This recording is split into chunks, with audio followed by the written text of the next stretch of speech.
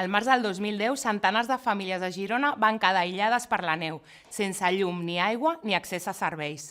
Cada any es produeixen situacions que ens poden deixar temporalment sense serveis bàsics, com un incendi, una inundació o un tall de llum. Els riscos evolucionen i la preparació també. Tenir un equip d'emergència no és complicat, però és essencial. T'ha de permetre ser autònom fins a 3 dies, en cas que una emergència et pugui deixar sense subministraments o simplement sense suport extern. Només et cal una motxilla resistent amb el següent: aigua embotellada, mínim 1,5 litres per persona i dia, aliments que no es facin malbé, medicació habitual i una farmaciola bàsica, una llanterna amb piles de recanvi, una ràdio de piles o de manovella, documents importants i diners en efectiu, protegits amb una bossa estanca.